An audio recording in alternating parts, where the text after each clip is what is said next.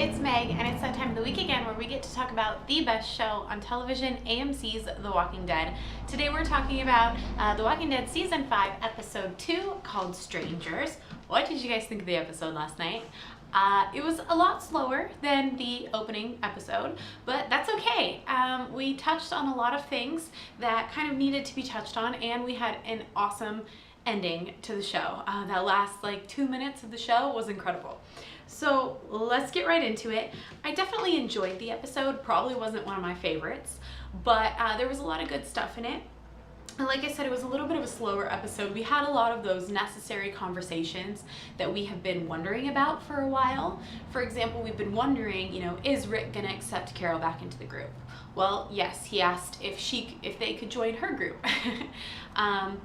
And yes, he accepted that. He's so thankful for her saving Judith, even though she says that she didn't, that it was Tyrese. He's just very thankful for all that she did, even though he still doesn't necessarily entirely agree with it. We see him have a conversation with Tara, just a brief conversation, kind of breaking the tension there, making sure that everything's okay with her. He said that he knew that she didn't want to be there. That's why he tried to talk to her. So he understands where she's coming from. She gave him a fist bump, so we know it's all good, because whenever there's a fist bump involved with Tara, everything's good. We also saw her have a conversation with Maggie, which was interesting. We kind of wondered, will there be any tension between Maggie and Glenn for, him joining up with Tara?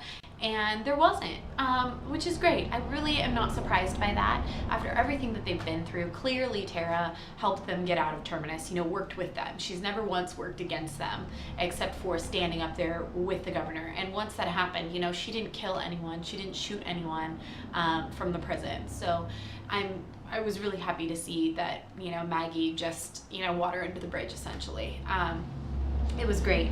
There was a big theme with Carol this episode, with her having conversations with Daryl and with Tyrese, where you're kind of getting the sense that even though everyone is accepting of her and no one has said, we don't want you here, she's not entirely sure that this is where she wants to be. You can see that, when they're getting water and Tyrese says to her, I'll talk to the others, they'll have to accept it, they'll understand. And she says, they don't have to. And he's like, no, they do. I feel like she feels a certain amount of guilt there after everything that she's been through, coming back to the group and having everything go back to normal. Daryl has some conversations with her about it as well. She says, I don't want to talk about it. And he's like, okay, that's fine, but things can start over. We can start fresh. We can start new here. Meaning all of that can be put in the past and we can have a fresh start. And I really you get the sense that she doesn't really want to hear it. She's not necessarily listening or convinced by him. When she suggested leaving the car there in case they needed a quick getaway, I, at that moment, had not realized what she was planning. But later in the episode, we realized, when they're all gathered in the church sanctuary, she looks towards the door at one moment and you're kind of like, oh, what are you doing, Carol? And then you see her at the car. But we'll get into that a little bit later. The group's on the road again. They don't have a safe place until they get to Father Gabriel's. They're on the road. You can tell that they've walked a really long ways, but they're back together. They're having some happy moments, where Sasha and Bob, you can really see them developing a relationship there, and they seem really happy with each other. Kind of that giddy early stages of a relationship. You can just tell the group is really happy to be back together. There's a moment where Carol and Daryl are sitting guard at night over the group, and Daryl thinks that he hears something, and he stands up, and then he says, oh, it's nothing, but he has a really uneasy feeling about him. The next morning, he's talking to Rick, he circles back around, and he's got 5 or 6 squirrels on his back, which was great to see. Pause that for a second. It's great to see that it's a survival show and they're actually showing them surviving, as well as fighting walkers, as well as fighting the bad people. To have these little moments in the show that make it seem realistic, they need to go on a food run, they need to stop and get water. It all makes the show more believable. Whereas if you're just running from Terminus and you run into Father Gabriel and you go to his church and then suddenly you're somewhere else, and at no point do you ever see them eating or stopping to find food, then it's not as believable. But I love that about the show. You know, they have the conversations that needed to be had while getting water, so you can see that they're doing something productive. They offer, Carl offers Father Gabriel, what was it, pecans or something. So you see that they have some kind of food, and that they're not just these like superhuman beings that don't have to eat or drink, you know, in this walker apocalypse. I may be overanalyzing things, but I really like it when movies and television shows actually show the people being real along with all of the storylines, because it makes it a lot more believable. They are on the road again. They run into Father Gabriel. They hear him screaming, and Carl insists on going for help. Not going for help, going to help him, while the rest of the group is kind of hanging back a little uneasy. Obviously, it's to be expected. You know, Carl, I was a little shocked at first that Carl was so eager to help. It's a big change for him, you know, back at the prison when he just shot the boy when he was in the woods with Herschel, you know, with no regards to anything. He didn't care about anyone else. He was protecting his group, you know, back then. And now to see him going, no, let's go and help this guy, and offering him food willingly, and then having the conversation with Rick in the church about how, you know, they're strong and they can protect themselves if something happens, but they don't have to be afraid. It's really great to see him growing up and not being that childish, selfish little kid that he was before. He's growing up in a good way. I know at the beginning of season 4, I hated Carl. He was so frustrating to me.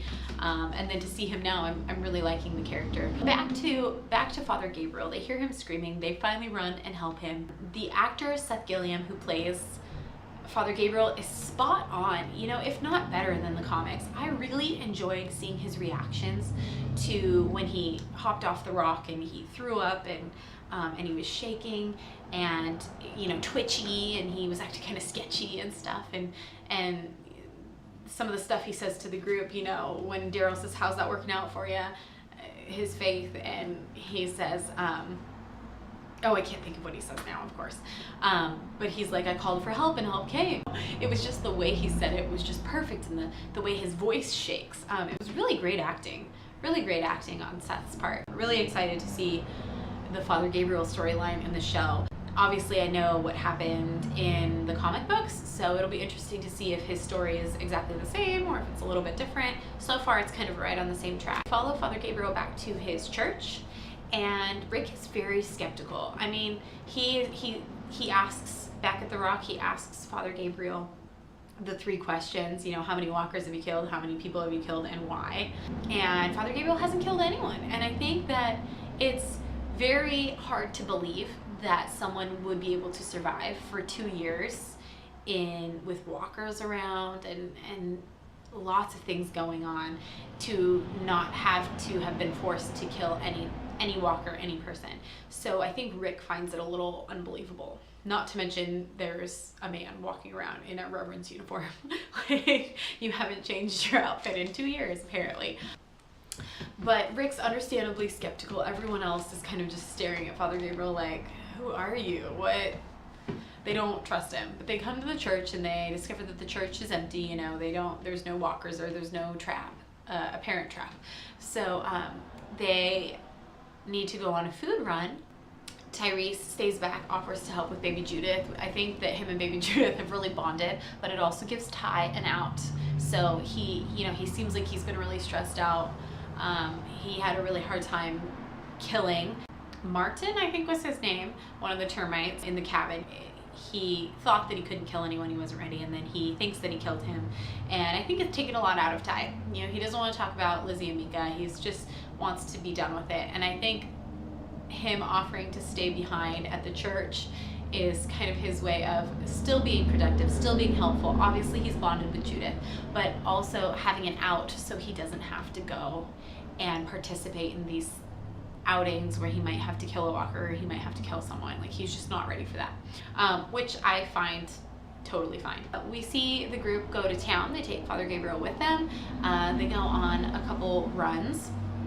Glenn and Maggie and Tara go to a gun store to see if they can find something, and then the rest of the group goes to the food bank that Father Gabriel leads them to, and there's a couple scary moments there. We discovered by watching the end of the episode, and then by also watching The Talking Dead, that the walker with the glasses that I personally thought was really scary, the one who almost ate Father Gabriel as he kind of just leaned back and was going to let it happen.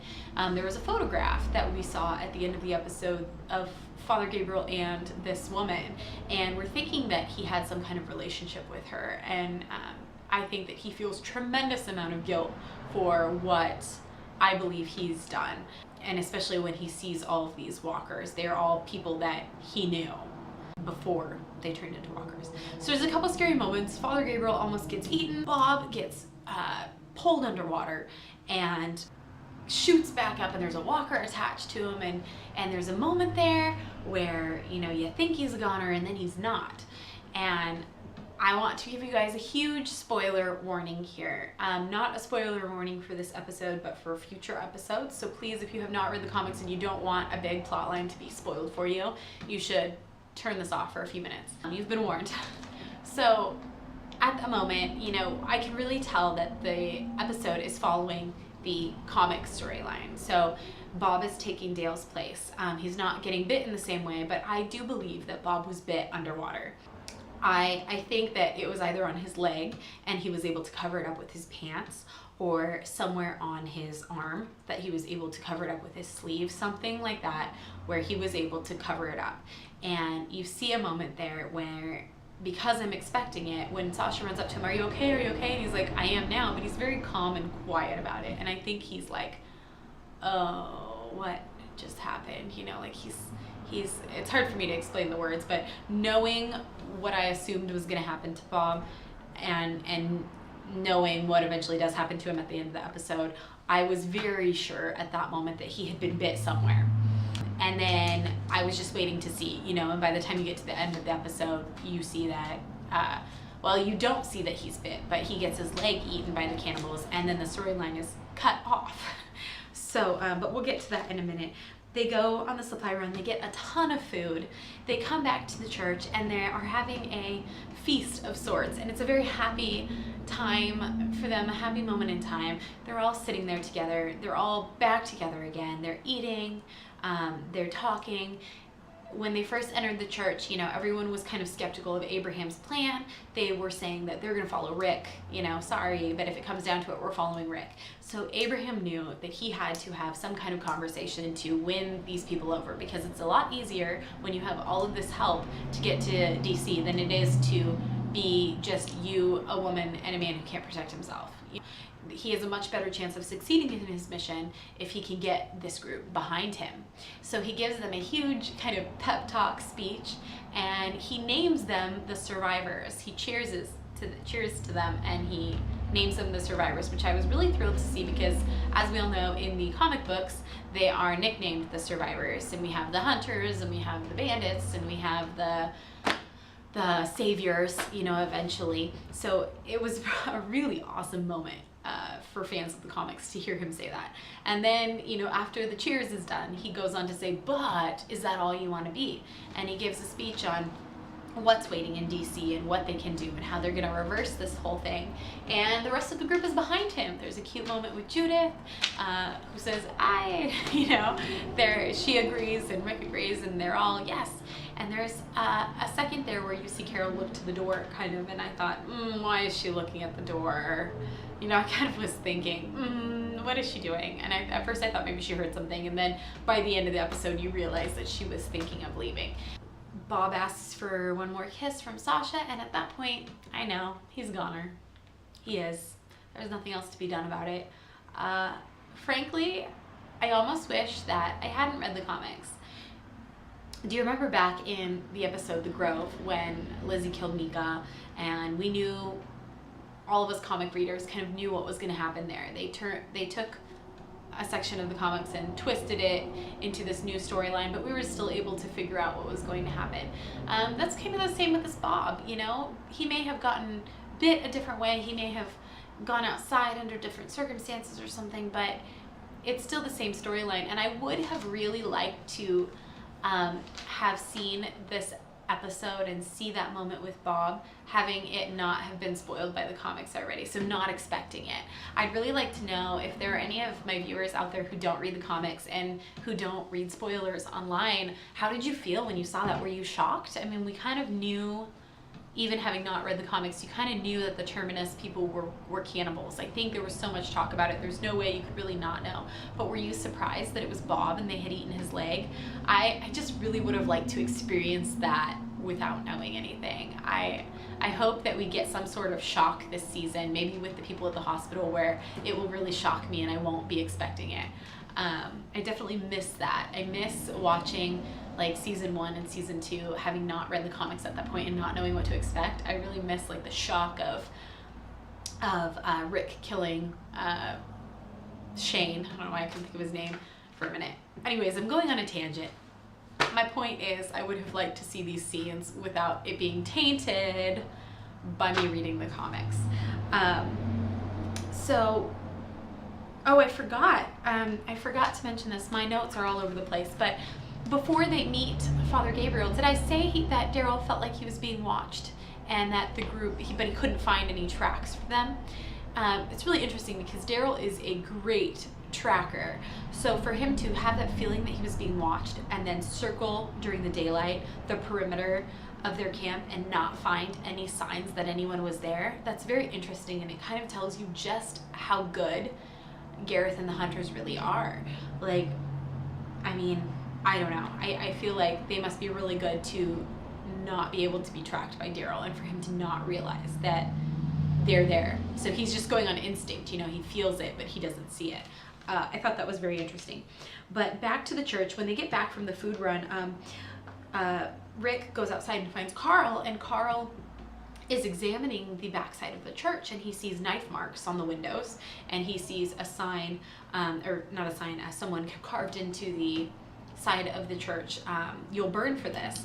And Carl says it doesn't necessarily mean he's a bad guy, but, you know, and at that point, you kind of realize that they are going to follow the comic storyline for Gabriel.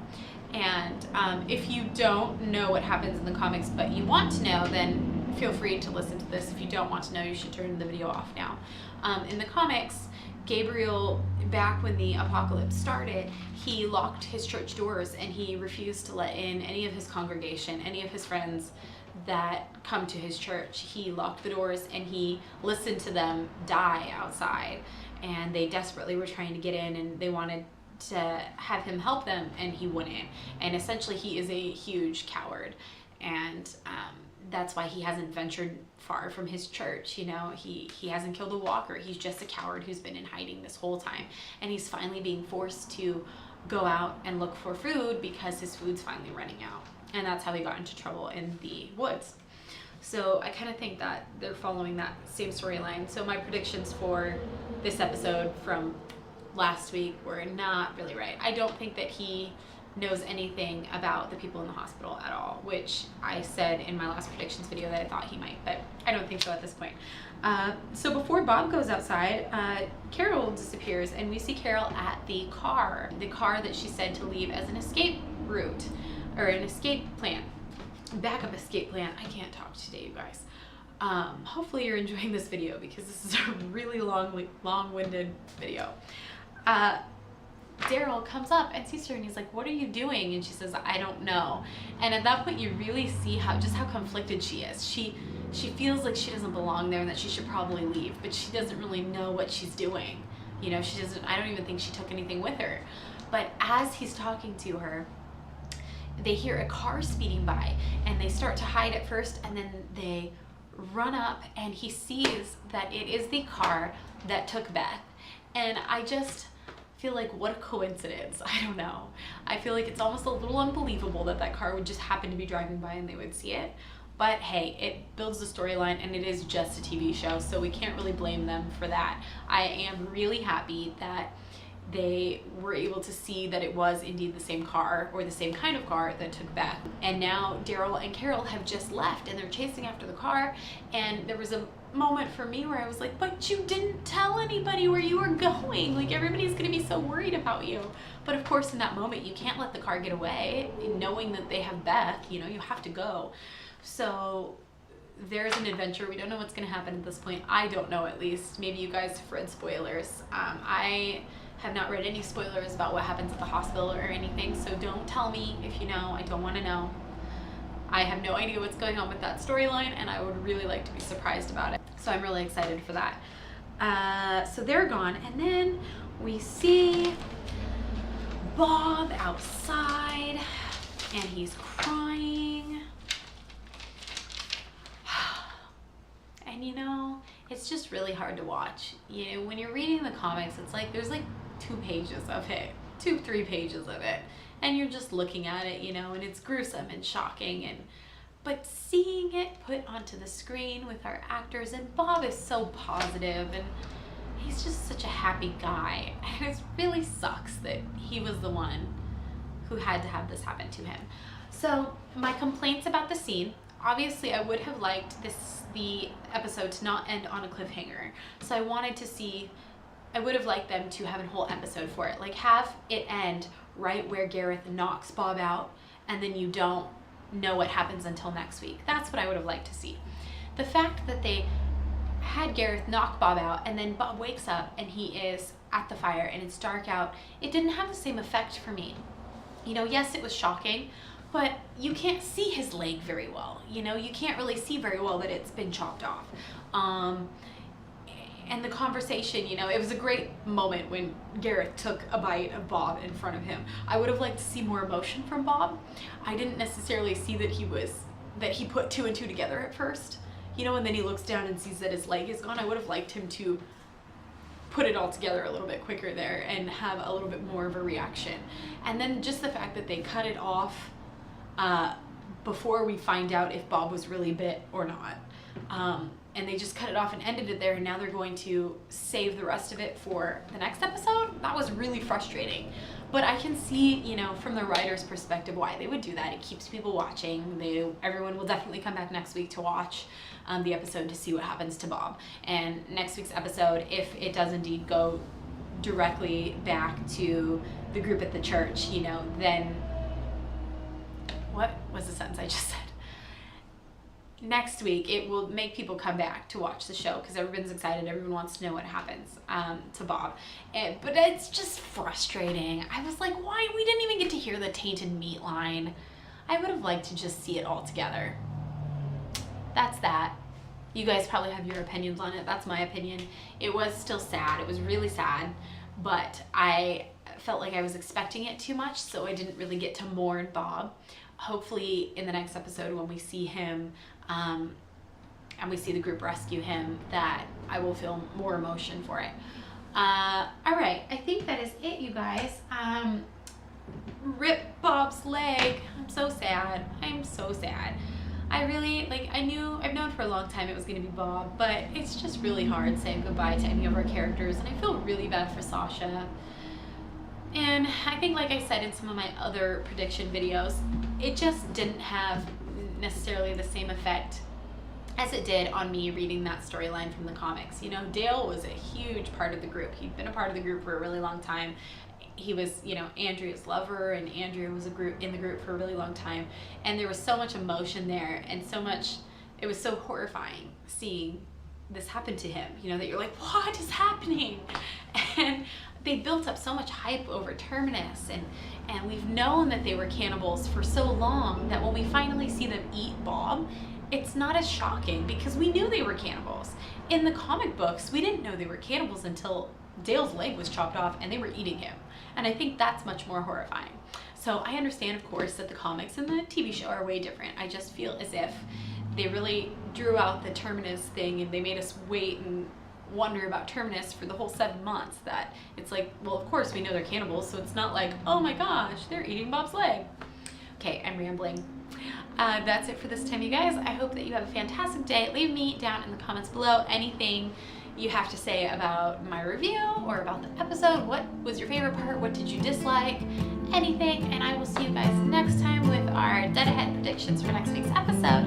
Have a great day. Bye.